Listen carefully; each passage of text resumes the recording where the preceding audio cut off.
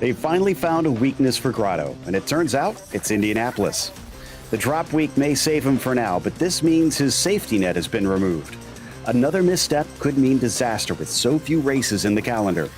We'll see if he can walk the tightrope here at Road America as we get ready to watch the PCA Sim Racing Series 9 Club Class live here on Podium Esports. Hi, I'm Joe Peak, and with me in the booth tonight is DJ Clark. Cameron Abernon is on social media, and Ryan Bauer is producing while using cameras provided by Dougie Beard. Well, we have what should be a race filled with surprises and not necessarily surprises dealing with competition on the track.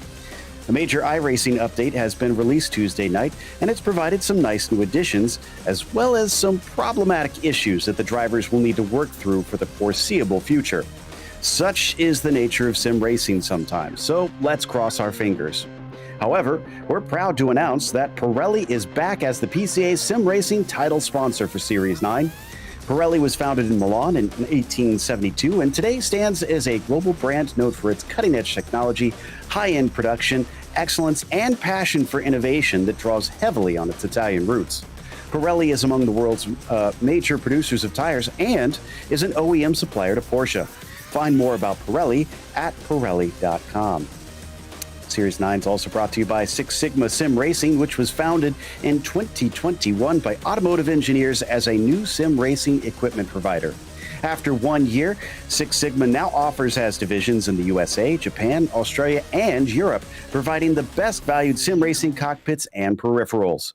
Six Sigma offers 10% off to any PCA member from the website, and the coupon code is PCA Sim.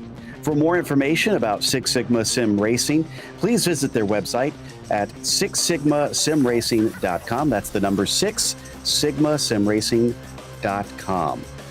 Well, as we turn our attention to the drivers on track here, DJ, it's back to another classic. This time, though, Road America.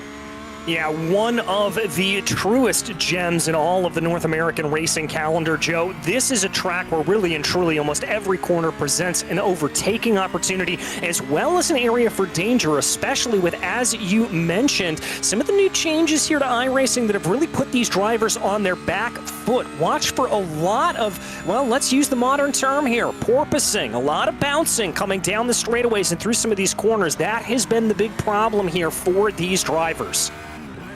We've seen, especially in the kink, there's a big divot that has formed, unfortunately, and has caused it to be even more difficult and terrifying than it already is as we watch Stephen Kemp do a little bit of qualifying lap here. Currently sits in 7th place. Now, starting position won't be as important, we think, here tonight, but staying ahead of the problems at the start, if there are any, could be an interesting one. See and follow this to the end of the lap and see if he is able to improve on that 7th place. I'm showing him about 3/10 down right now, so I'm not sure. Let's watch the kink here. Yeah, there you can see the car just really jostled DJ as it went through there, and somebody else didn't make it, it appears. Yeah, and that's going to be the biggest problem coming through the kink. If there are issues for any of these drivers, the speeds that these Porsche 911 GT3Rs are taking through that section of the track, they are going to be absolutely launched down through that long corridor, and you're going to see a lot of ping-ponging off of the walls. Yeah, no doubt. So off of the final corner and up to the start-finish line. I'm still not showing an improvement in the sectors here for Stephen Kemp. So we'll wait for him to cross the line. And no, that was not an improvement, unfortunately. However, let's take a look at the points up to this stage. And right now, Grotto is up at the top over Thomas Briggs, still by a decent margin because of, as I mentioned, the drop weeks helping him out in that realm. From there, it's very tight down to Gregor Rado, not very many between them. And then it's a huge jump to Sinclair in 4th, who has only 3 points between himself and Facciello. So watch that battle for 4th here, because that could easily swap around. Things, of course, naturally kind of tighten up the lower down you get in the points here as they carry on to the bottom of the top 10. Before we get to the racing, though, just a quick reminder that PCA Sim Racing social media offers in-race reports, breaking news, and announcements through Facebook, Twitter, Instagram, and YouTube. To subscribe, key in the platform name and add /PCA Sim Racing. Well, we've got Robbie Prescott, one of the newer drivers here in the club class, and this is the second highest of the 4 tiers that they have running each week, DJ. So this is someone who's probably looking to prove himself here, showing up in the club drivers. Yeah, certainly, and right now he is proving himself quite well up into 6th place and only finds himself about a 10th off of established names like Scott Kessel up in front of him. So I would say this is a pretty good first outing here by Robbie Prescott. I want to bring a little bit of attention, though, to a little bit farther down in the field. Look at that in P10 right now. Enrico Gregorato, one of the championship hopefuls here. He's not having the best run out on track down in 10th. And the checkered flag just came out in qualifying. The drivers are allowed to finish their hot lap, so let's see who can go quicker. Prescott does not improve on that latest lap. Then it's going to be Thomas Briggs up as we watch Gregorato come through the carousel. This is his last attempt now that that checkered flag is out. So this one needs to be clean, and it needs to be a quick one if he wants to improve on that 10th position. Looks like Thomas Briggs did not go any faster that time by, and now I see Dean Chapman up next, who sits in 23rd. Not looking like he's going to be improving either, unfortunately. No, we've got a string of cars coming to the line here at this point, but not seeing a lot of new times being set down, not seeing a lot of fast times. Oh, as I say that, Mike Sachs has a big jump up through the field. He finds himself in 11th.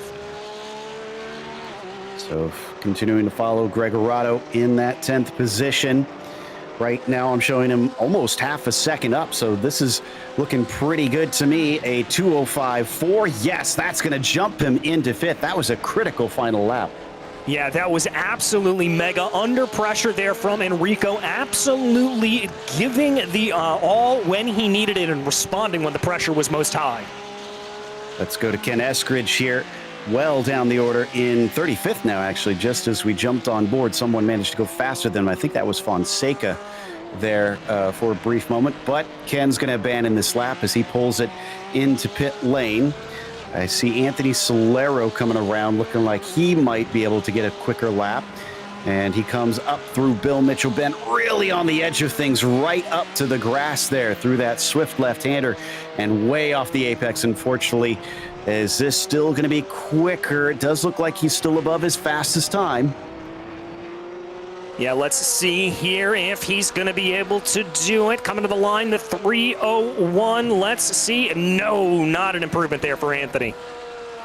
I'm showing a 2:06.9, so it was faster, but unfortunately, it didn't take him anywhere on the timing sheets, which is really the important part on that. So was not meant to be. That's everybody for the grid then. Pretty decent size here today, and Logan Grotto is our quickest by a hefty margin, almost literally half a second over Thomas Briggs. Facciolo will start in 3rd with David Glenn in the 4th spot.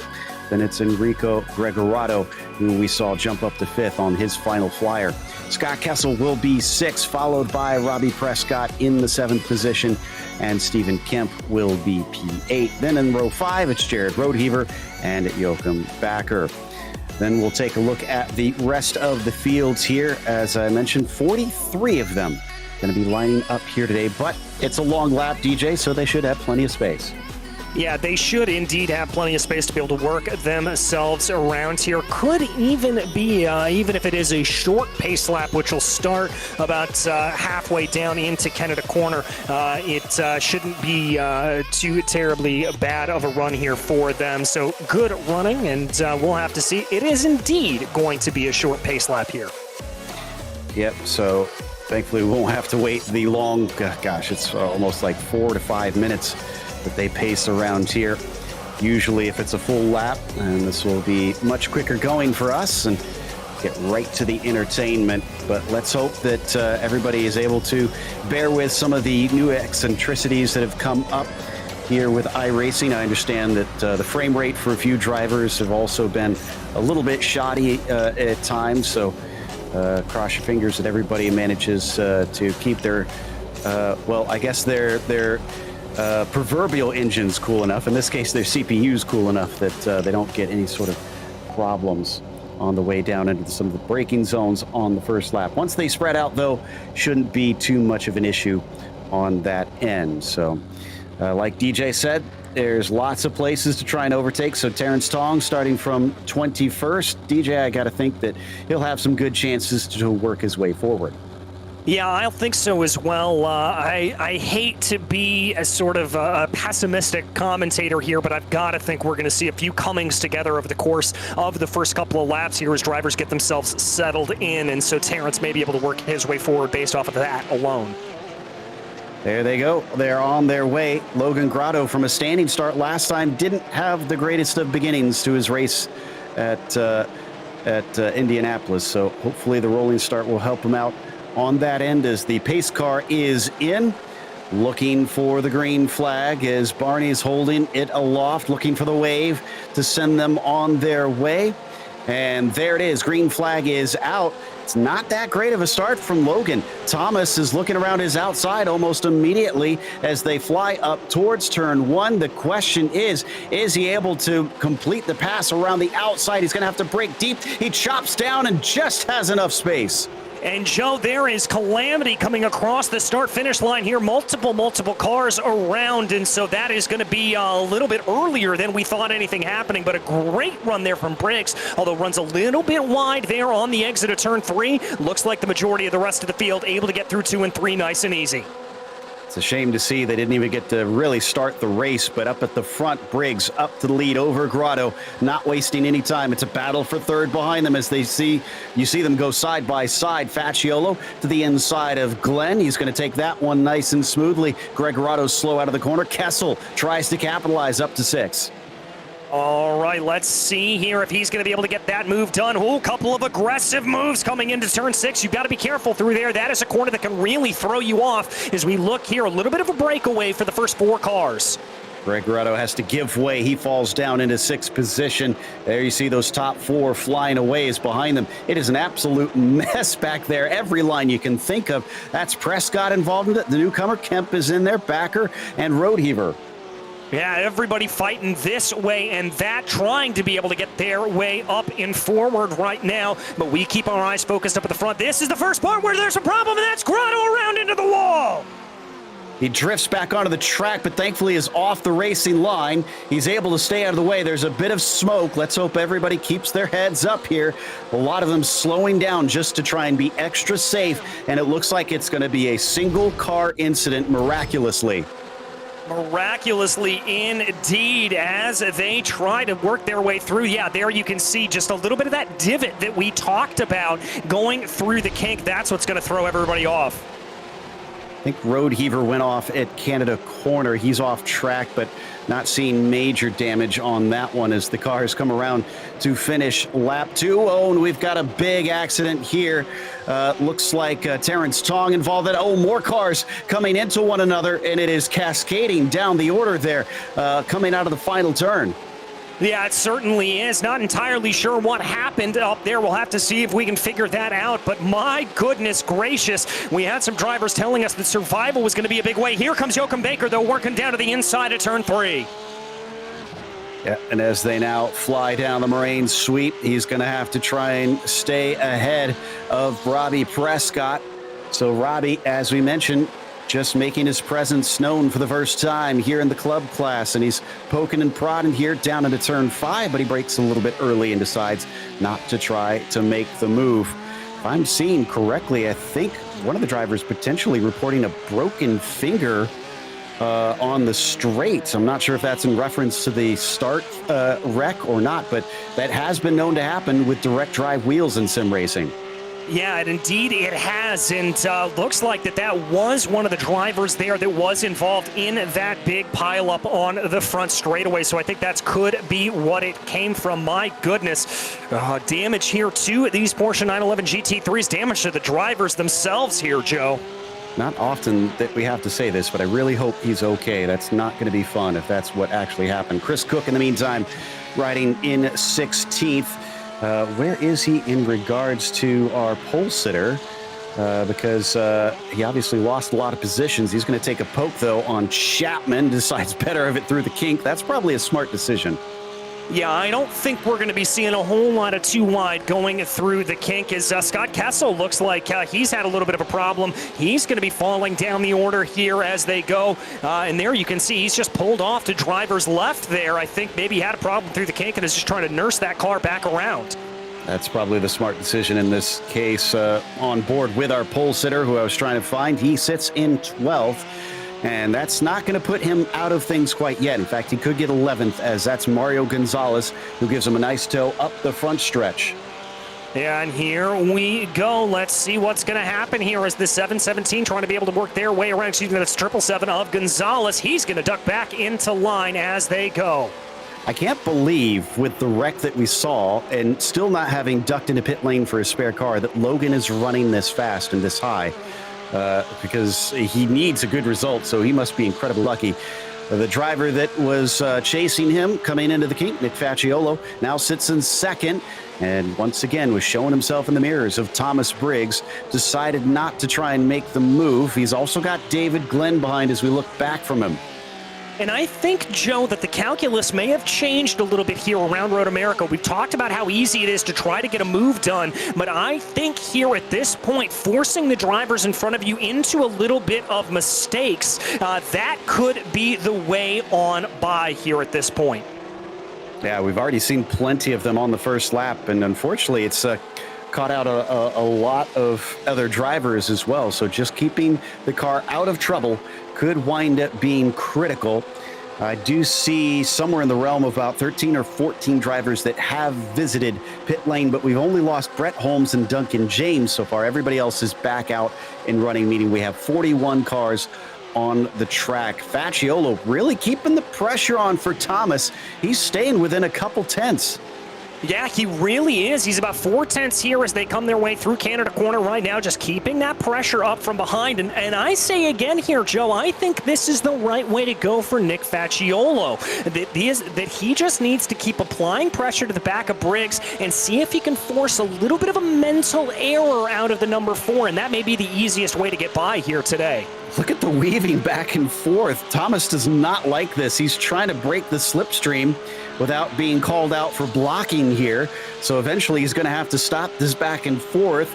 He pulls back to the racing line, leaves the inside open for Nick, and it looks like they're not going to change positions, but I see some sweat forming on the brow of that number 4, because that was a drastic amount of back and forth on the front stretch, and we're not even first 10 minutes in. Yeah, I think you're right. He is certainly trying to be able to work their way around, but just trying to be able to go. Here we've got a little bit of a move coming on. He's going to have to do it around the outside, though, through turn 5. Not impossible, but it's going to be difficult. Very shallow line there for Thomas Briggs. He somehow takes the corner successfully. David Glenn behind them. Peeks to the inside of Facciolo, but isn't far enough alongside himself. They're all going to stay in order. Briggs, Facciolo, Glenn, your top 3. Yeah, as here they work their way around. I've got to say, good defense there from Briggs, not losing his cool with the driver being able to poke his way to the inside, but Facciolo continuing to apply pressure. I also like what David Glenn is doing in this position. He knows he's got about 2 seconds back to Enrico Gregorato. He's just holding in line here, kind of letting this battle play out in front of him and maybe hoping to pick up the pieces. Well, with all the incidents we saw in that first lap, we have our first couple black flags. Patrick Adamczyk was given one, and Balistieri was also given a black flag. We'll see if anybody else falls afoul of the stewards here as we now look at Stephen Kemp chasing Enrico Gregorato down into Canada Corner. Not quite close enough this time. That's Fonseca just in front of them as well. Yeah, plenty of drivers here. Here is Joachim Baker in pit lane. I don't believe this is for a penalty. This looks to be some damage there on the number 330. It was the kink yet again. We haven't covered every one of them, but there have been multiple drivers that have hit the wall in that corner, and that time he is not able to drive it back. As you can see, that was a hard thwack. A very hard thwack indeed as these drivers now try to work their way forward. We focus back in on that battle for the lead right now. It looks like it's separated out for the minute. That's going to be a little bit of good news here for Briggs, Facciolo, and Glenn. They'll be able to breathe for a moment or two, but Briggs getting a little bit wide there on the exit of turn 3. Here we jump back. Logan Grotto still going on with a full head of speed. He's only about 0.3 of a second behind Trip Starkey. He's managed to get up to 10th as well. And yeah, we'll have quite a bit of damage on the nose of that car from what I can see. It's amazing he's got the straight line speed that he does. Trip Starkey just in front in the red car with the blue rims. He's not pulling off the left-hand side. He's going to leave that door open, it seems. So will Grotto step through? He wants to. He's going to show himself. He'll manage to outbrake him just a little bit. Wheel to wheel down through the left-hander, and it's not over as they climb the hill. Oh, they've got to be careful here. This sudden flattening out on the top of turn 6. It's going to finally play itself out, and that's going to be Grotto up and by Starkey by sheer guts alone. Ben Leung, another one that's going to get a black flag, so he'll have to go in and serve that. Hardest charger, by the way, not that great of a shocker, has gained a ton of positions. Trey Davis up 24 from the beginning of this race, and we're only on lap 5. There he is heading through turn 6 right now. Probably gained a lot through attrition, but I wouldn't be too surprised if he passed a few along the way. Yeah, I wouldn't be surprised either. That's a pretty hefty margin to be able to work his way up forward. Here we're going to ride on board with the 5th place machine of Stephen Kemp. He's up 3 on the day, the biggest mover out of the top 5, and he's got Gregorato right in front of him. Yep, so this is amongst the top 5 on to the front stretch. Gregorato is going to get a slight tow from David Glenn. That might help him and certainly upset Kemp, who wants to get as big of a tow as he can. But if both cars are getting pulled forward, he's not going to gain as much as he would wish. And there you go. Yeah, despite being pretty close out of the final turn, he stays about equidistant. Yeah, they're going to stay pretty single file here. I think there's a lot of just kind of holding and waiting here at this point to go down into turn 5. That's really the best overtaking opportunity in the first couple of sectors of this class, of this track rather. Sadly, we got confirmation from Duncan James now that he did, in fact, have his finger broken. As another incident there coming through the kink.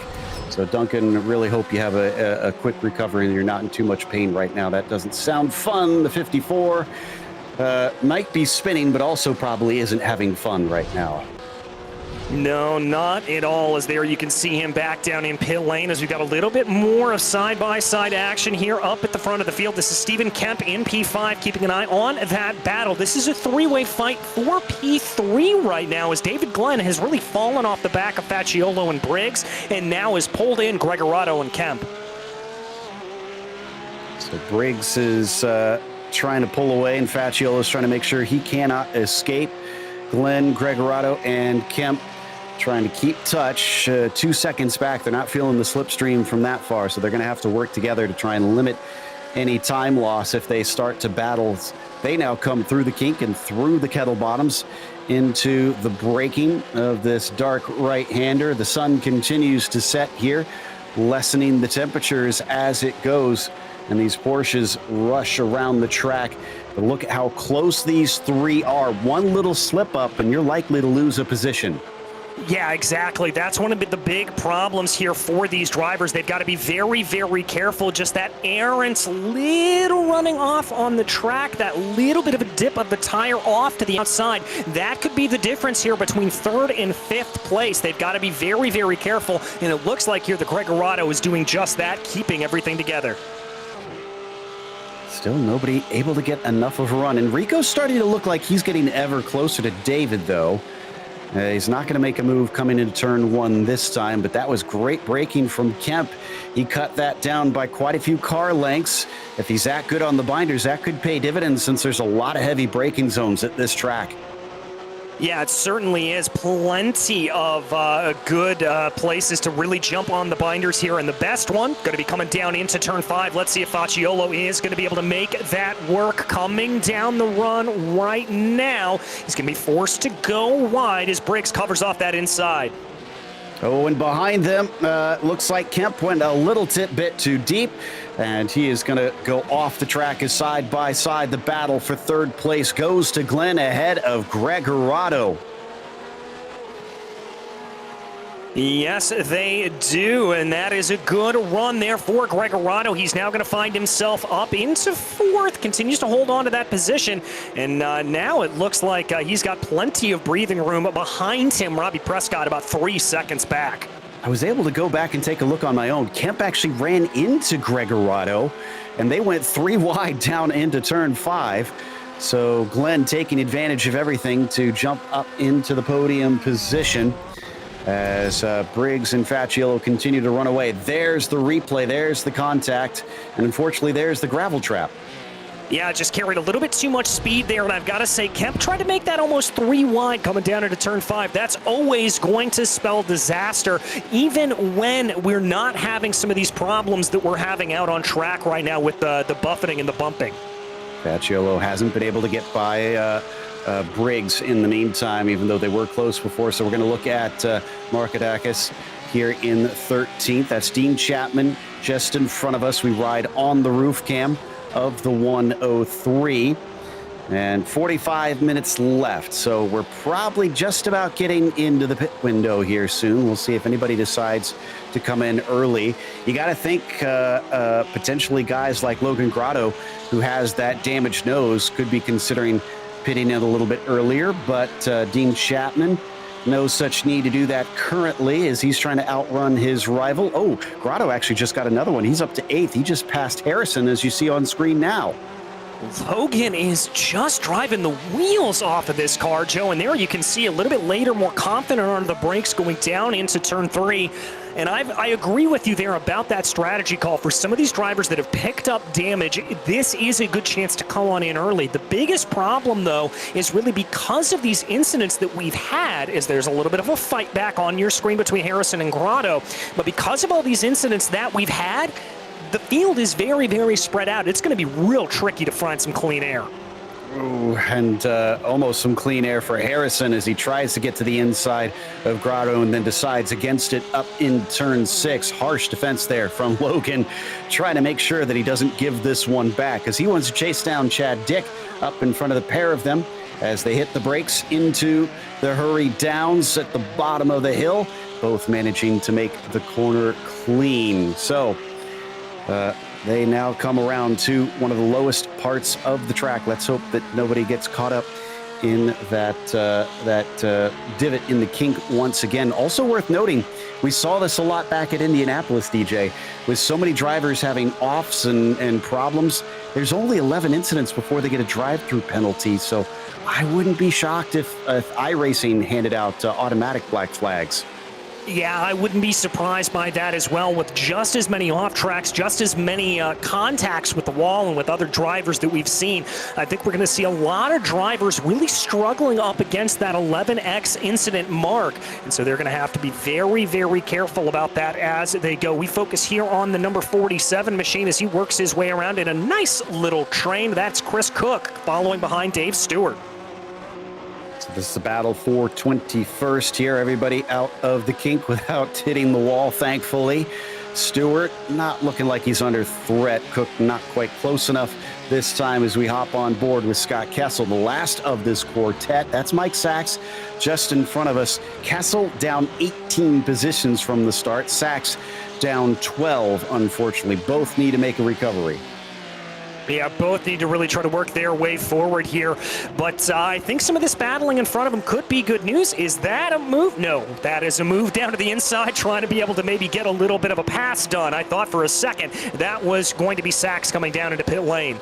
Don't need to go to it, but Glenn lifted and let Gregorado by, it seemed, down into turn 5 this last lap. So maybe he didn't feel like he could fight him.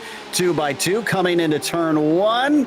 And it looks like coming out the other side, it is going to be Chris Cook, who manages to overtake Stewart. No change between Sachs and Kessel. No, none at all here at this point. Sachs, although, looks like he's under a lot of pressure from Kessel as he's doing a little bit of weaving here down the moraine sweep. A little bit of damage there to the back of Mike Sack's machine. And here comes Kessel. Looks like he's going to be trying to move to the outside of turn 5. Goes way outside, cuts back in, leaves plenty of space. That's all Kessel needs, though. He manages to get by Mike Sachs, and that's going to put him into 23rd now. And I'm hearing a little bit more chatter over the radio from the drivers, but it does sound pretty civil up to this point, which is a good thing considering just how dramatic that first lap was.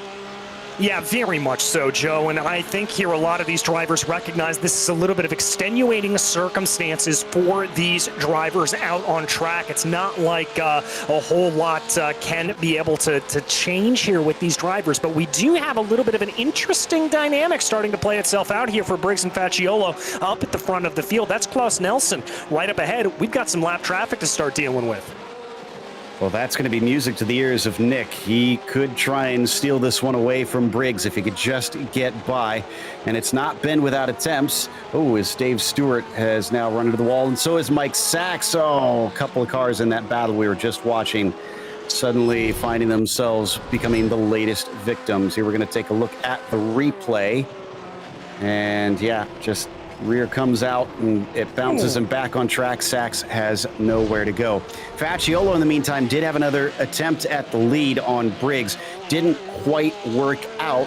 You can see how close he is, though. All it takes is a tiny slip up from Thomas, and Nick's going to find his way to the front.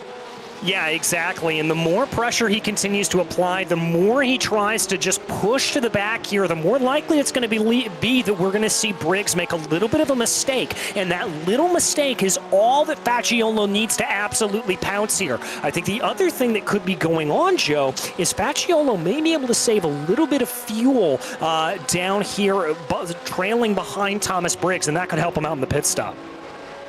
Well, this adds insult to injury. Sachs and Stewart were both given black flags for incidents. Not sure if that was from the wreck in the kink or if it was for something before that, but that's not going to really make their night all that much better. We look from the gearbox of Thomas Briggs as he's got Facciolo chasing him at every corner. I wonder if the pit stops will wind up becoming a major part of this. They go by Faulkner, who's off track there. You can see in the background a little bit of a slip up from Facciolo, or was he maybe feigning for the inside?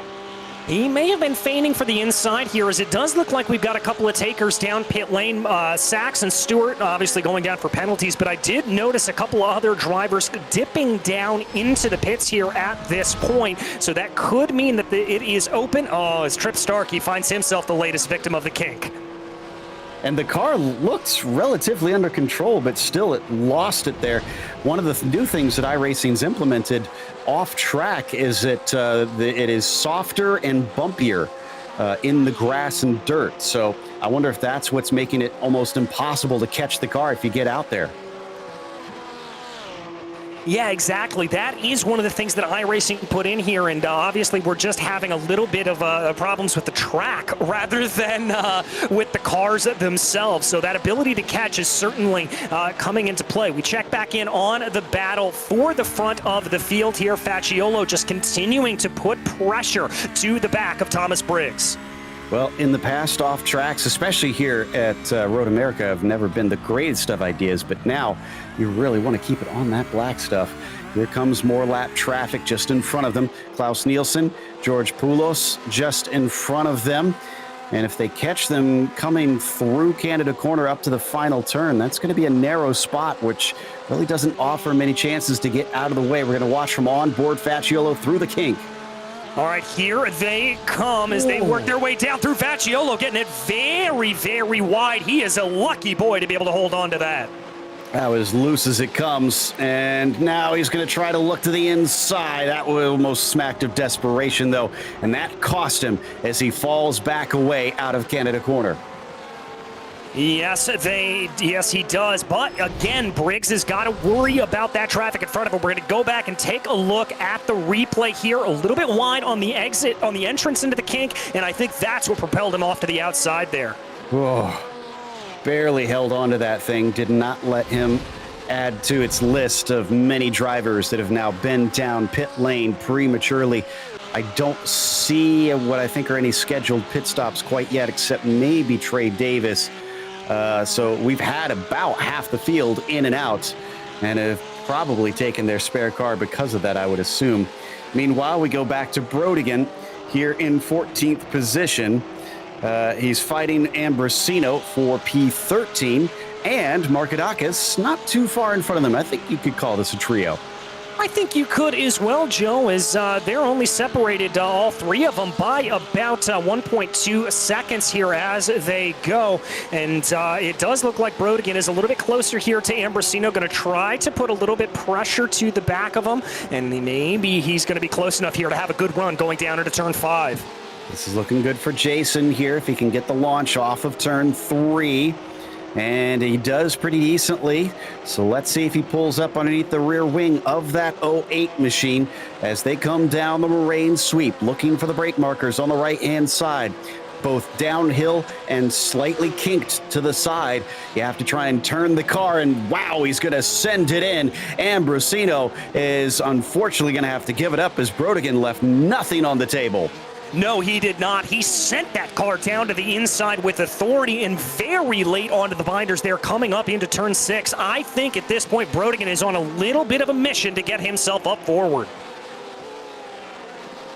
So that changes that position. Also an update on the charge for Grotto. He has not gained any lately. He's still in 8th and has a bit more of a margin to go, about 4.5 seconds to reach Chad Dick. He actually has been running laps comparable to the leaders, but he needs to be quicker than just comparable. He's 15 seconds behind.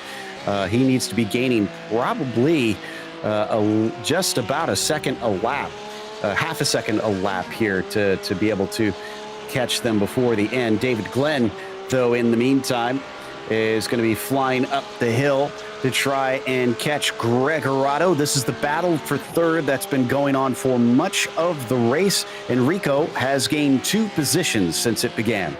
Yeah, and he's just slowly but surely working his way up through the field here. Now, I've been keeping an eye on the lap times between Facciolo and Gregorato, and it looks like that there's a little bit of an ebb and flow, a back and forth here between them, Joe. Over the last 2 laps, though, Gregorato's been able to close that gap down by about 1.3 seconds, and that is good news if he wants to try to be able to put himself up into a better position and try to capitalize on a bad day for your points leader, Logan Grotto. And let's not forget that Logan had a half-second margin over the nearest driver in qualifying. By the way, he's pitted now. He took my advice and has taken his spare car early, is up on the jacks for tires, is waiting for the fuel, and he's on his way. So if he could go that fast in a damaged car, I wonder if this means we'll see him really light a fire now. Yeah, I was thinking the exact same thing. A little bit of a move here coming down into the corner. Brodigan muscling his way on by. Move that 007 up into P10. Wow, I think that's 2 positions in 2 laps right there, although he goes a little bit wide. Markadakis is going to be able to get it right back. Potentially, he does indeed. Brodigan, maybe a little bit too ambitious through some of the corners and has to do that work all over again. Yes, he is. So there you see, the track giveth and the track taketh away as they continue to go here. Brodigan, though, with as late on the binders as he is, I've got to think here at this point that he's going to have a little bit more momentum, and he will certainly be able to get his way back by Markadakis here in just a couple of laps. We've almost hit that halfway marker in this race. We're going to ride with Road Heaver here in 13th. That's Ambrosino just in front of him. Part of that 3-car group that we've been witnessing, having the battles back and forth. About to make it a 4-car fight here, potentially, if they keep doing that. They do have Fonseca behind them, but he's a lap down. So if you see that 5th car, don't need to worry about that one. Chad Dick, our latest of the front runners, to pit just a little bit early. Oh, what's happened to Gonzalez here? He's off track, and that's in Bill Mitchell Bend.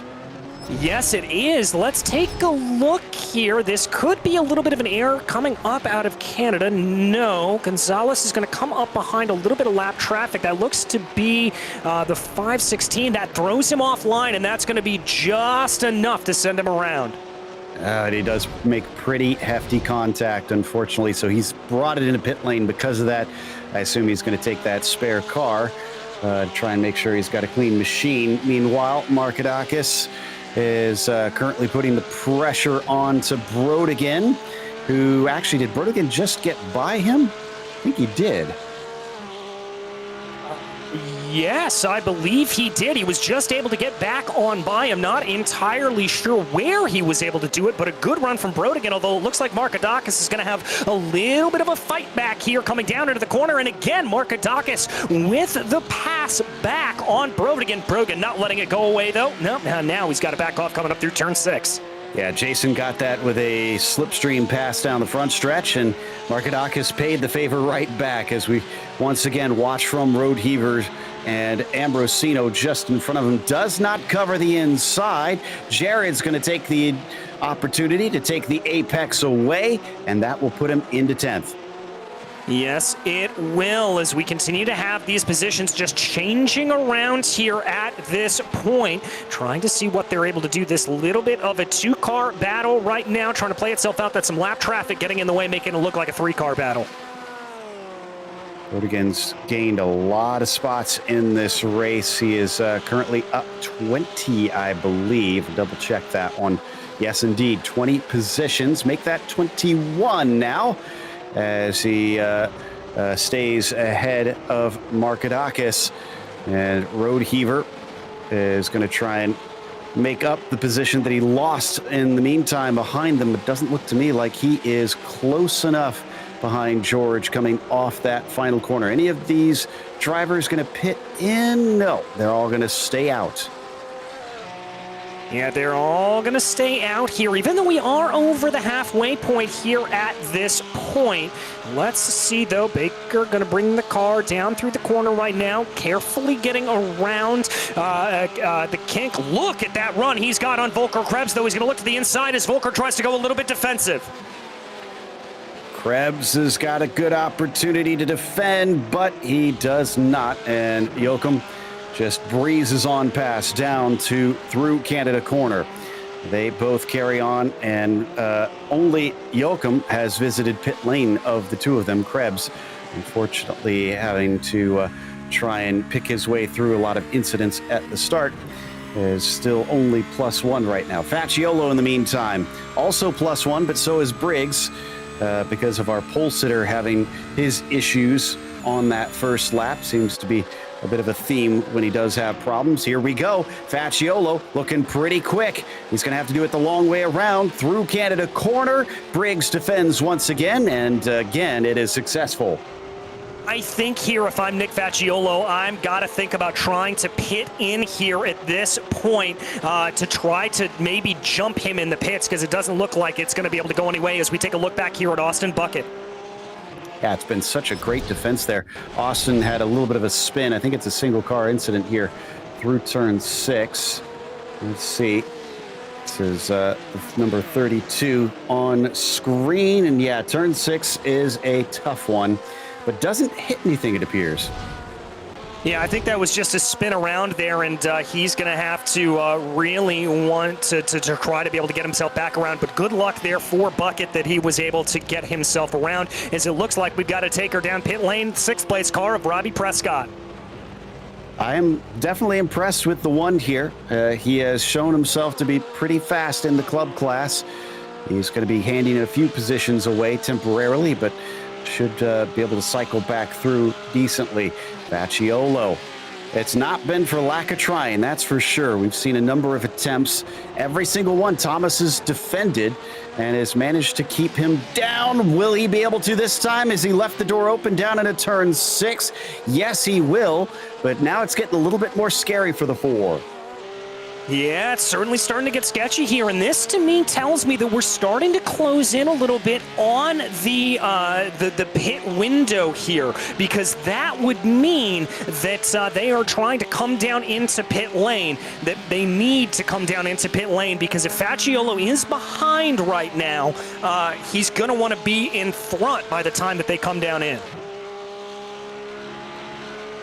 It's been interesting to see how close this race has been, especially since we kind of anticipated that Logan was probably going to be able to run away with things, but that just wasn't the case. Jake Steinbrink was the latest one that you saw at the side of the track there that had an incident, unfortunately, and that was also in the kink. Enrico actually has gained a little bit here. Remember, it was about 2 seconds up to Facciolo.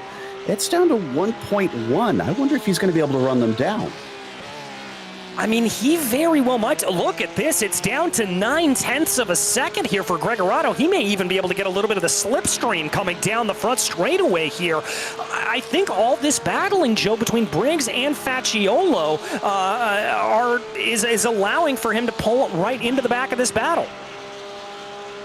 Indeed. So we have gone from what has been a two-car fight for much of the day to suddenly now a third enters the fray.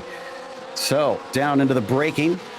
Looks like, let's see, will he gain any more here? Down to 8.76, 0.5 of a second. Oh, and a problem. I was looking at the timing screen. I didn't notice that Facciolo had some sort of issue. He is going to give that second place away with ease. Oh my goodness gracious, problems here erupting for Facciolo. What happened to the 717? Looks like he just got loose. If we take a look at the replay, I think as soon as he turned in, the rear did not like it. No, looks like about mid-corner actually here as we ride on board, but he corrected it very, very well. That was a fantastic save. Yeah, that was a brilliant save there from Facciolo. Very lucky to be able to get underneath that car and make it all work. Amazing stuff. Binkley is now in pit lane for what looks to be a scheduled stop in the O2. And man, that sun is got to be a little bit of a pain in some places. We've already been riding on board and have seen the glare. Road Heaver is going to be able to outbrake his rival. Will he make the corner though? Yes, he will. Nicely done. That was from quite a ways back. Yeah, quite a ways back and able to make it work. Very, very impressive stuff. I wouldn't have think that was going to happen going down into Canada corner, but this commentator got proved wrong. Makadakis now is the one that's trying to make the move coming into the hurry downs. Looks like, as he has to catch the car as well. That one's not going to quite stick, and he has to back off just a little bit. That is Road Heaver ahead of him. Do we have another one coming into pit lane? We saw someone for a second, but we do want to mention that if you're struggling to consistently go faster, and if you want to have the last 10th off of your lap time, join our very own physicist, Nikki Chan, to learn all about driving technique, car setup, telemetry analysis, and more via YouTube videos on last10th.com. Nikki is also available for one-on-one coaching and custom setup sessions. Contact him on Discord for a trial session now so you can squeeze that last 10th off of your lap time. Last 10th, better car, better driver. See another driver coming in. I think Brodigan is the latest, and Facciolo is in. Gregorato's still out, though, as we ride on board with him within about 0.4 of a second. So, as it is now down to Briggs and Gregorato, Facciolo abandons the race to try and take a pit stop, see if he can go quicker without having to deal with those two that he was up against. Yeah, let's see if he is able to do that and if that's going to help him out. Remember I said that may be a good strategy for him to work his way around. Let's see here, though, for Gregorato as he tries to look down to the inside of Thomas Briggs coming through the carousel. Wow, that's impressive there, coming through one of the harder corners, and he's going to have to give it up now through the kink, unfortunately. So Gregorato decides discretion is the better part of valor, and Briggs will retain the lead for now. But this did cost the 7 quite a bit of time. We go back to Chad Dick here, sitting in 11th place. Logan Grotto, who has taken his pit stop. What have his lap times been like now? I see a 2:05.1, 2:05.3, 2:05.2. That is indeed much faster than Thomas Briggs and Enrico Gregorato. So I was right. As soon as he got that car, Logan has really turned the afterburners on. Yeah, and crucially here, Briggs, Gregorado, and Kemp, and Glenn all coming down into pit lane. I wonder if this is the end of the fuel cycle here, Joe. Wouldn't be surprised. It's a bit of a thirsty track. 40 minutes might be about what we expect most of them to be able to do. Facciolo, though, since he's taken his stop, where will he cycle out? Will he be able to jump Briggs? Is that going to be enough? Will he be able to stay ahead or get back ahead of Gregorado, I should say, because Enrico passed him with his mistake a little bit earlier on. Up and over the Bill Mitchell Bend crest and into the final turn. Briggs and Gregorado are in their pit stops now. And as they wait for the fuel to top up, we're looking at about 18 to 21 seconds for most of the drivers. Oh, Gregorado's the first out, though. Gregorado, and he is going to be able to beat Briggs by, 4 seconds faster in pit lane. And Facciolo, unfortunately, will not be a factor. Oh, Briggs spins! Briggs spins! Oh. He's going to give up more positions as he goes off in turn 1. Oh my goodness gracious, everything continuing to fly off here as Briggs now finds himself down in 6th place. Granted, there's 2 drivers in front of him that need to still make their pit stops, but let's take a look at this replay from Thomas Briggs. Wow, M. Night Shyamalan would be proud of these twists in the tail. I can't believe we saw a change there in the pit stops in a way that we did not expect at all. And then suddenly the driver who has looked flawless defending, as soon as he goes into 2nd place, spins off of the track. So Thomas Briggs falls to 6th, but we're waiting on Road Heaver, who saved a ton of fuel and has gone 1 lap longer than anybody else. Yeah, as we check back on a little bit of a battle here, Chad, Dick, and Robbie Prescott trying to be able to work their way around each other right now. Robbie Prescott looking at the back now of that number 930 as Chad was able to make a good move down into turn 5. As we continue to ride on board, this is heading into the hurry downs. Really doesn't do the elevation change through there justice because it drops a ton of elevation down into that left-hander, and then swings around through the carousel. As I mentioned earlier, to one of the lowest parts of the track. This is where things start to pick up speed once again. We've already seen the kink pop these cars out and into the wall because of that new bump. And there you go, both of them into the grass. Can he hold on to it? Yes, he does. Whoa, Joe, we have talked about so many times about how these Porsche 911 GT3Rs are really like a pendulum. If that rear end starts to break away, it's so hard to be able to get them back under control. And the fact here that Robbie Prescott was able to keep that car pointed the right direction, that is some of the most incredible car control I have ever seen.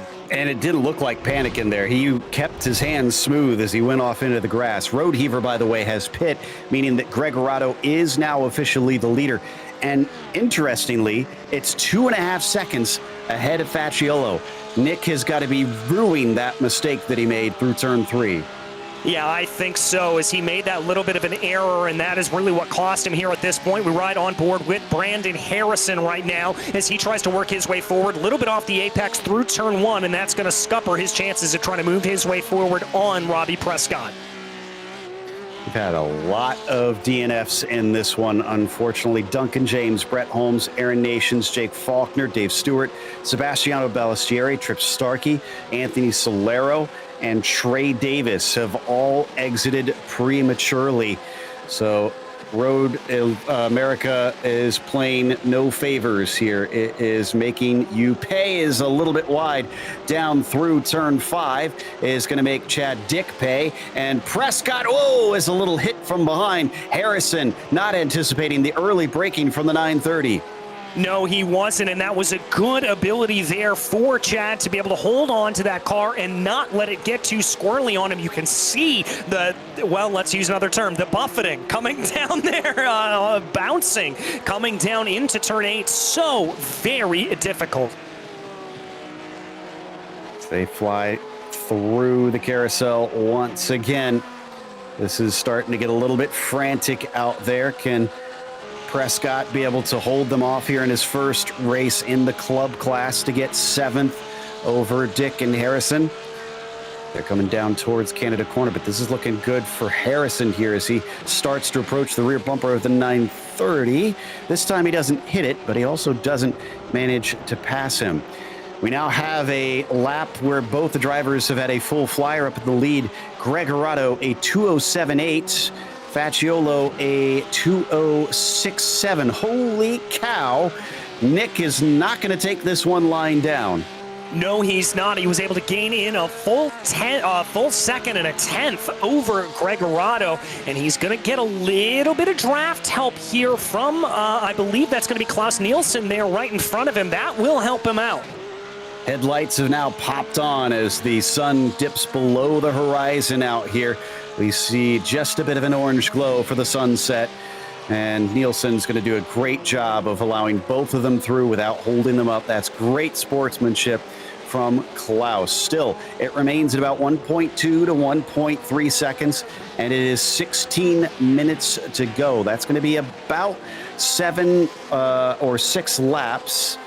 No, about 8 laps, excuse me, that the drivers will have to finish this race. So Facciolo's got time. Can he keep this speed up and continue to apply pressure to the 7? Well, we haven't really seen Enrico up to this point under pressure. He has been the chaser rather than the chasee, so we're going to have to see how the number 7 is able to respond to it here at this point. Now, all of that said, Joe, we have seen Enrico put in some truly fantastic performances over the past couple of weeks, so I don't necessarily have any doubts about his driving abilities, but when you've got a car bearing down in your rearview mirror, that can really, really change your mentality. No, other interesting thing, we've been following Grotto's progress, which I think he's about to take 4th place right now, because he's approaching Briggs, of all people, and Briggs is going to fight back. No surprise there. He's been really full of fervor today, and wow, he actually slams the door on Logan coming off the turn. So he's going to have to work hard for this one, and he has been working hard, DJ. Remember how I said it was 15 seconds to the lead? It was as close as 8 seconds before this battle, but it shot up to 9 again. Yeah, it is just absolutely ebbing and flowing here at this point. As there we take a look as they rise up the hill right now. Grotto coming onto the back of Briggs. Both of these drivers not having the day that they thought they would. Briggs down 2, Grotto down 4, but they are going to fight for this 4th place position, rest assured. Yeah, and I'm wondering if this is as high as Logan's going to be able to get if he can take that 4th, because Kemp is another 4 seconds ahead. That'll take quite a bit of speed to get onto the podium. Not impossible, but it'll be impressive if he manages it. So he got rebuffed once before. Doesn't look like he's close enough this time. But once he does get to the back of Thomas Briggs, what did he learn last time through Canada Corner? Let's see here as he comes down into 5. Looks like he's not going to be able to make the move there into 5. But again, just keeping the pressure to the back of him. That was a little bit of a mistake from from Thomas Briggs. Just getting a little bit wide there on the exit of turn 5. Tell you what, though, this has been a fantastic drive from Logan, considering he probably knows the championship situation, DJ, that he has that drop week that is a mere 100-some points or so. So he just needs consistent results. He came in with a pretty good gap over his rivals. So if he gets up to these top 5 finishes, he could probably hold them at bay. Yeah, he probably could. I'm sure he would like to be a little bit farther up in the field, but when we start talking about the championship hunt and going down into those last couple of races and holding on to a lead, top 5s is really the key here for a lot of these drivers, Joe. If you can keep that top 5 performance going, that's going to be able enough to hold you through to the end. All right, out of Canada Corner. He can't do it for a second lap in a row. Just not quite quick enough that time. The difference between Gregorato and Facciolo is coming down, but a lot slower than what we saw before. It's down to just under a second. So there is Facciolo. This lap for Gregorato, a 2:06.1. Facciolo, 2:05.4. That's Nick's personal best in the race. Yeah, that's very, very impressive, and it's only about, let's call it 0.08 of a second off of the fastest lap of the race, which was set by Gregorato at 2:05.37. So Facciolo's still pushing here, and crucially, within 0.8 of a second, that is going to be within draft range. Despite the long lap around here, so many drivers have run into trouble. We're down to 24 of them on the lead lap out of 43 starters. That's a little more than half currently. Looking back from Gregorado, started 5th place today, up 4 positions, made some good passes, but also has decided to try survive while others around him fall by the wayside, and that has been really paying off. We saw that at the beginning of the season, DJ, that was definitely a strategy with a few drivers just surviving the chaos of those really tricky first 3 tracks. But this we weren't expecting that in the second half because they kind of became more traditional tracks as they went along. Yeah, they certainly did. I mean, Road America and Indianapolis, these 2 tracks in particular, looking at a little bit more of opening everything up for these drivers. But I think the change here with the track layout, as we talked about, has thrown a little bit of a loop for these drivers. And remember, this is not necessarily something that they were able to plan for. This was a change that was implemented into the service as of about 3 o'clock Eastern time yesterday. That's when they noticed these problems arising. So that's the reason why this is particularly difficult. Logan's right back on it with Thomas. I thought he was maybe going to try something into Canada Corner, but he didn't have the exit out of the kink that he wanted. Now, I'm going to put on my Bills On brand tinfoil hat here. Gregorado, remember, had a lightning fast stop of 17.7 seconds. That's a lot quicker than pretty much everybody around him among the leaders. Is that going to be enough fuel? Yeah, I don't know, Joe. I mean, the other shortest pit stop that we've seen here, I'm looking at Grotto, Glenn, and the 2 of them who were able to do about 19 seconds. Stephen Kemp's in that bracket as well. Nobody really tickling down into the 17s like Enrico Gregorado did. We've questioned his fuel strategy before, and it's never been a problem here, but we'll have to see if this plays out for Gregorado. That could explain why Facciolo's been able to close in so well. All right, as they come out of turn 6 and fly down the hurry downs, let's see if he can manage to try and take this lead away. He's cut it down to half a second now. He did the hard work, and now he's going to have to do the hardest part, which is passing. But Gregorado's offering him opportunities. Went a little wide there through turn 8. Nick surely saw that, surely knows that now he's got him nervous. Yeah, he certainly does. And now is Enrico going to be able to hold this out? This is one of the longest runs here that they have, and that was a little bit of a bad run. I think Gregorado immediately has to go defensive. Side by side coming into Canada Corner, but look at the back out from Gregorado. Doesn't want to fight it.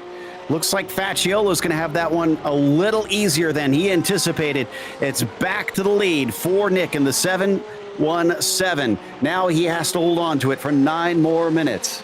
Well, and I wonder here if this is actually maybe playing into Gregorado's hands. If he's able to sit behind Facciolo here for a lap or so, sip a little bit of fuel, save some fuel, and then be able to get himself up and by. But we've got a battle here back for P4 as well. Wow, into the final turn. And that means that Logan didn't quite have the run that he wanted, but he'll get another tow here. Not going to bump draft him along the front stretch. He's once again going to have to look around the outside. Thomas has not let anybody take the apex away from him almost all race long. This time, though, Logan has a lot of grip, but not enough, and he falls back. Thomas retains 4th, but he leaves the door open. Logan tries to cut across him, sees if he can take the inside. No dice. Not able to do it there quite yet, but I think Grotto knows exactly where some of these weaknesses are. He's going to be able to try to poke his nose up and forward here a little bit as we jump farther back in the field. This is Jared Roadheaver coming up behind Lee Binkley. And that whole attack with Logan started when there was a mistake out of Bill Mitchell Bend from Briggs. I went back and take a look at it. He had a bobble there, and that's what allowed him to get close. So that's why we're suddenly seeing that battle get a little bit feisty as we see them come up the front stretch, trying to decide who is going to get 13th place. Binkley doesn't defend. Roadheaver takes the apex away, manages not to run into the side of Binkley, but Binkley's also got to watch out as Mike Sachs, who's trying to get a lap back, size through too. Yes, here they go. Let's see here if Sachs is going to be able to have any response here. Let's check back in on the battle, though, between Briggs and Grotto as they're about to fly through the kink right now. See if both drivers are able to keep those cars under control. It looks like they are, and Grotto's got a great run. Logan might have another good opportunity, but man, Thomas just keeps covering that inside every single time they make a little bit of contact. Both of them look like they're going deep. They're going to be able to hold on to it, but Thomas is still in fourth. Logan is maybe seeing a little bit too much red mist now. Yeah, I think he is. That was a little bit of an ill-fated maneuver there. I don't think that was ever going to work out, and I think Grotto here has just got a little bit of, as you said, Joe, red mist. He wants this position. He's going to stop at nothing for it. I got to worry about things, though. If they keep banging doors, yeah, some of them might be 0Xs, but if they get a 4X, that'll put them very close to the 11 incidents. We'll have to check to see how many they have, actually, but hopefully they're not too close. They can't do that too many times. No, they certainly can't. We've mentioned that incident limit here a little bit earlier, although we're getting word from our director, Ryan Bauer, that both have 6 incidents, so they've got 5 to play with. Big car contact, though, that's going to put them in real trouble. Yeah, if they get a 4X, that'll put either one of them at 10, meaning they can only have one off, and then they're suddenly being sent down pit lane. Ooh, trying to look to the inside, and no, there was not a car's width there for Logan. So Thomas will once again defend. This time, though, he goes a little bit too deep. So does Logan. He's going to have better speed. This time he finds the inside. Coming down into turn 6. Is this job done for him? He's tried for many laps. He's got it. Nice job there. Just a little bit of elbows out for Grotto, not being too aggressive, pushing Briggs offline, but just enough to get him out there into those rumble strips, and that was enough to get the number 23 on by. Whew, never say die if you are Logan Grotto, because he had to take many tries to get that one done. Unfortunately, what that means with 5 minutes left, he's now up to 6 seconds behind Kemp on the podium. So that's looking like a foregone conclusion that he's not going to get that unless one of those top 3 has a wreck premiere, which honestly is not totally out of the question considering what we've seen today. Yeah, we really don't know what could happen here. I mean, we've only got about 4.5 minutes left to go, but with just as much insanity that we've seen out on the track, anything can really happen here at this point. Tong on Krebs for 19th place. Couldn't quite manage to get that spot away from him.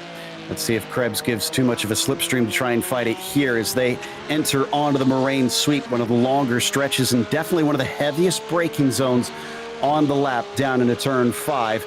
It's getting pretty dark out, I have to say, as well as we watch from this onboard. Yeah, it really is. We've really exited out of the golden hour here, and it's starting to get down into night. These drivers are having to rely on their headlights more and more, Joe. Couldn't quite get the job done, so it looks like Krebs will stay in 19th, at least for the time being. They've also got Patrick Adamczyk behind them. Started from 30th. He's up 9 spots. Could become a factor in this if they battle too much. Watching from on board on Harrison. And this is coming down into turn 3. It looks like the battle for P7. That's Prescott and Dick. Yeah, I've been keeping an eye on this battle. It's been very, very close here for the last couple of laps. Harrison going defensive down the Moraine Sweep right now. He's going to hold to that inside line. Looks like Prescott's going to have to back out of it. They're not able to get the move done. Yeah, the sort of wavy nature of that straightaway makes it easy to just kind of drift across, but Harrison drifts too far out on the exit of turn 5. Prescott, can he finally get the overtake done? He's going to be given a lot of space by Brandon, but he's not going to be able to get it done. Whoa, but he chops off Chad Dick in a big way coming through 7. Yeah, he certainly did. And Chad, you can see that gap there big time as it really, really starts to expand. Whew. Well, thankfully that didn't result in an incident there. And we now are down to 2 minutes left to go, 2.5 minutes. I think we're going to be 2 more laps because Facciolo's coming around the final corner just now.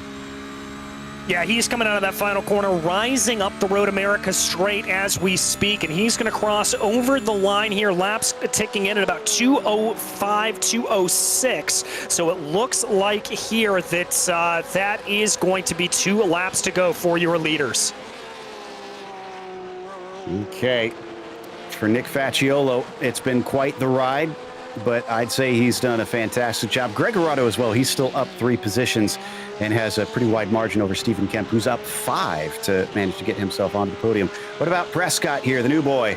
Here as he approaches on Harrison. Harrison not defending, and he was aggressive on his defense before. Is he going to be aggressive on his attack as well, as we watch from onboard Chad Dick? Harrison trying to break deep. Oh, wow. Nice holding on, but it's not going to be enough. Looks like the grip offline just isn't there. Here comes Chad Dick trying to take advantage. He backs out early. So Prescott now up to 7th. Oh, and look at that. Chad got a great run coming through turn 3. That's going to set him up side by side now with Brandon Harrison as they run it down the corner. The one advantage, though, is Brandon's going to be getting a little bit of that draft off the number 1 of Robbie Prescott in front of him. Wheel to wheel. Whoa, absolutely sends it in. Harrison. Yep, I didn't think he was going to make that corner. He's got to give the spot up. So Chad Dick now stays in 8th spot. Whoa, there's a spin behind them. Harrison actually lost control on return to the track. Almost got hit by Yurtsa and Chapman there.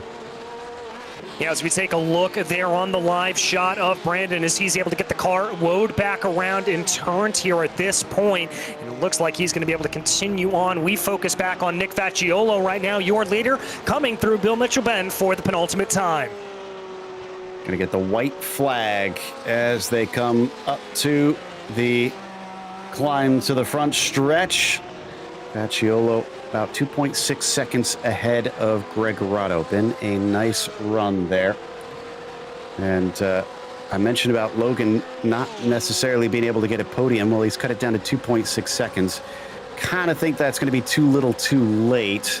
Let me check to see what the lap times are looking like between them. 2:06.1 there for Steven.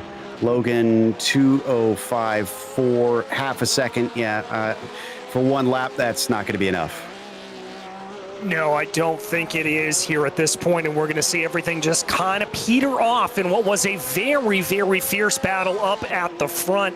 But yeah, 2.5 seconds here for Grotto to try to make up. It's just a little bit too late. You know, what struck me as interesting, I saw in the update notes from iRacing, but their new track polish feature as far as the dynamic track did mention that trying to race off the racing line as the race goes on is going to offer less grip.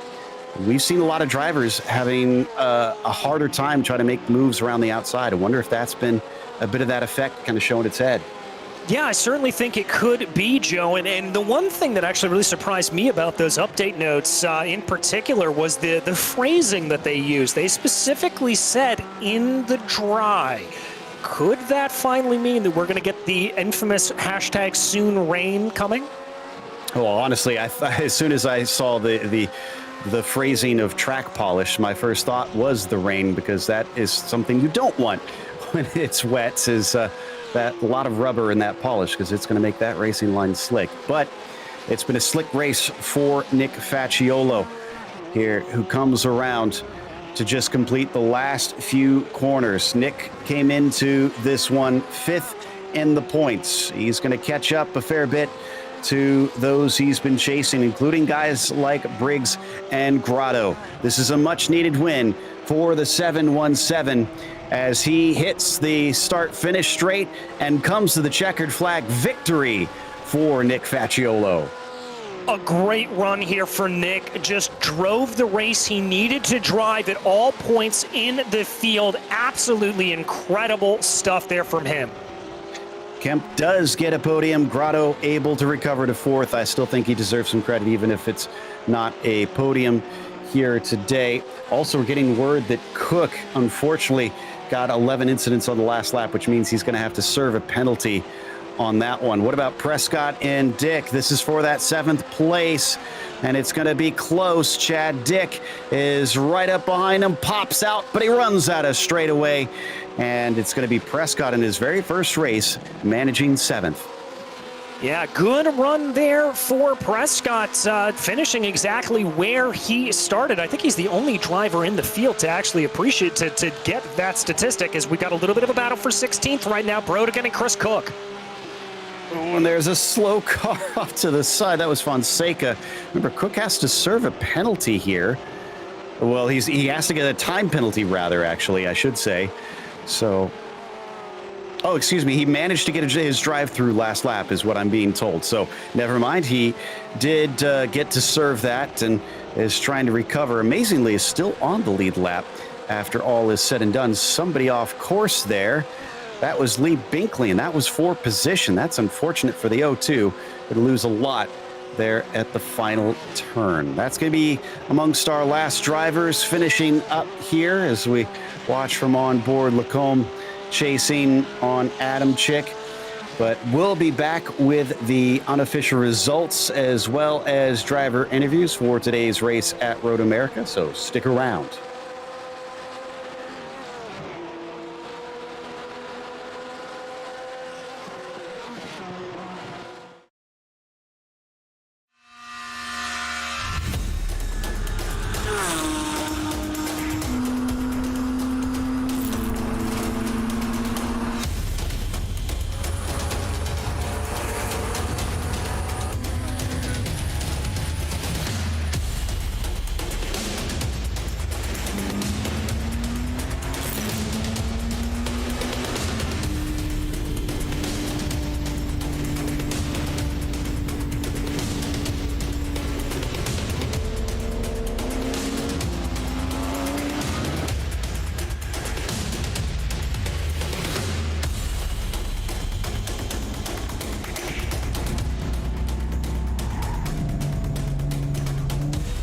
Brake a little earlier if that's going to be the case. He's actually got a nose ahead as they come down into the braking zone. He's going to do it the hard way.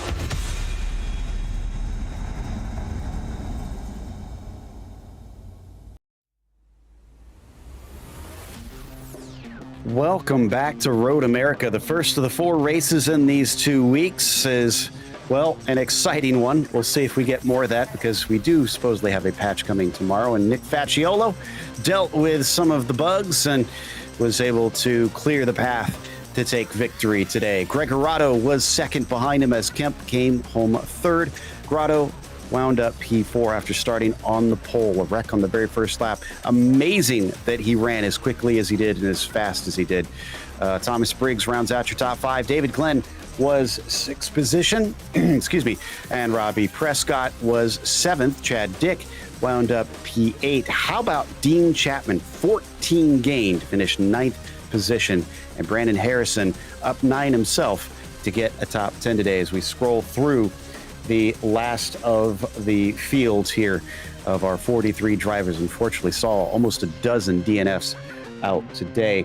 But Nick Facciolo's ready to have a chat with us after his win in the 717. Not sure if he's going to reach the top 3 in points after that one, as he did have to make up close to 200 points to get there. But Nick, that's a good way to do it, being able to jump to the front. It wasn't without mistakes, though. You had a little slip up just before the pit stops that put you back in a second after you saw Greg Arado come out and you were 1-2. Were you kind of kicking yourself a little bit thinking I could have been leading this race? Oh, very much so. I saw Enrico pull past me after I had that, half spin there, and then figured it's time to dump it in the pits, see what we can do in the second stint. And, it kind of unfolded my way in the later half. So happy to see it work out. A big talking point was the changes from iRacing having their builds just yesterday and unfortunately creating a bit of a bump down in the kink, as well as a few other things. What was it like? How hair-raising was it trying to deal with that and run fast laps? I think you only need to look at turn 1 or lap 1 with Logan spinning off there to see how dicey it was. Every time through was just cross your fingers and send it in and pray you come out the other end. The bump in the middle is a real upset for the car. Yeah, not exactly what you want to be doing in that situation is just hoping you get out the other side. No, definitely not. But as I said, I mean, this is going to catch up to guys like Briggs and Grotto who finished outside of the podium today. So with only 2 races left after this, I mean, what are your chances of reaching that top 3 in the points? I don't know what they look like at the exact moment, but I think last time I checked, they each have a pretty serious drop already. While I'm sitting with some decent reserves there, so I'm hoping that hopefully that comes into my corner and we pull into the podium somewhere. Well, congratulations again on the win. That was a fantastic drive from our perspective. Thank you. That was Nick Facciolo. Up next, DJ's caught up with the man that was briefly in the lead, but just couldn't keep the pace up, Enrico Gregorato. Well, Enrico, I want to start off by asking you, were there any fuel strategy problems there for you? You took such a quick pit stop. We were maybe wondering if you underfueled the car slightly. No. My fuel was perfect. I finished the race with like 0.3 gallons, so it was fine. I mean, now tires play a role, so depending on what other people did with their tires, that may have been why I got in and out quicker. Well, I want to pose the same question to you that Joe was able to pose to Nick. How were you dealing with the frankly surprising updates here on the Road America circuit and all of the havoc that was causing?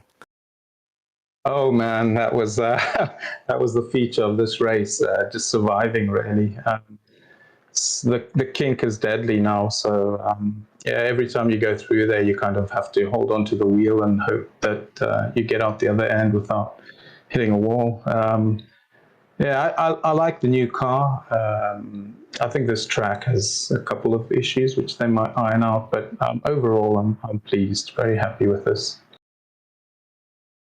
Well, that's good to hear. Want to ask you to look ahead here a couple of weeks' time. We head to the Red Bull Ring next time out. I guess kind of spiritually similar to Road America. How do you think your chances will fare there? That's a tough track. There's 2 particular corners which are kind of deadly, so it'll be interesting. Thankfully, we'll have a bit more time to practice with this new car and see how it goes. It's hard to say what my pace will be like. It feels like we have a new car now, so we'll just get some hours in behind the wheel. Well, I wish you all the luck in the world, Enrico. Anybody you'd like to thank for a great second place running today? Yeah, thank you. Well, firstly, my family, my son, my daughter, and my wife, always supportive. My spotter, James Fransnick, looking out for me at the kink today. He was my eyes in the sky. Everyone at the PCA steering committee, everyone that helps out doing EDEs and practices, race control, of course, because they're out there every couple of days, and then the sponsors, Pirelli and Six Sigma, for supporting us, and just everyone that takes part. It's always fun to race with everyone. Thank you very much. Well, thank you, Enrico. That was Enrico Gregorato, your second place finisher here today. And Joe, I believe you've been able to catch up with P3 out on the track, Stephen Kemp. Indeed. So much happened during the race, I'd almost forgotten as I went back to refresh on what happened with your race, Stephen. You had a bit of a dive bomb moment down there into turn 5 at one point. Yeah, I don't know what I was there. Actually, I was just trying to work with Enrico. He and I are very similar pace. I was just trying to stay with him. I don't know what I was doing. That really wasn't a pass. I screwed it up. And then I thought, okay, I need to clear out of this corner so these guys don't. So I purposely went off so they could get through the corner. That wasn't a plan. That was just a screw up. Well, in spite of that, you still wound up on the podium, but it was getting a little close at the end. At what point did you become aware of Logan Grotto starting to gain ground? When he got under 4 seconds, but I was taking it easy, so I was about to crank it up. I wasn't going to let him any closer, but I did see him coming, but I wasn't too worried about it. Well, that's good to hear that you kept your composure. Are you going to be able to do that at a track that's new to the PCA when we go off to the Red Bull Ring? Well, it's going to be interesting. I've done a dozen laps in it. I've never raced on it, but I do like it. It was a lot of fun. It's the kind of track I like. So I'm looking forward to it. But I've never, like I said, done a dozen laps, a lot of fun, but never spent any time on it. But looking forward to it. I have to admit, it's one of my faves as well. Well, congratulations. Up 5 positions to get a podium is something worth celebrating. Thank you. That was Stephen Kemp, who was third today. And that's going to wrap up our interviews. So make sure to join us tomorrow night at 9:25 p.m. Eastern for the Pro Class. It's the top drivers. And of course, we'd like to thank the PCA Sim Racing title sponsors for Series 9, which of course includes Pirelli and Six Sigma Sim Racing, as well as a huge thank you to lasttenth.com. Better car, better driver. A big thank you to the steering committee at PCA Sim Racing, and a huge thanks to our team tonight, DJ, Ryan, Cameron, and Dougie. None of this is possible without those behind the scenes at Podium Esports, Ryan Bauer, Gary Sexton, and John Theodore. And thank you so much for watching tonight's broadcast of PCA Sim Racing. I'm Joe Peak, and I'll see you on the track.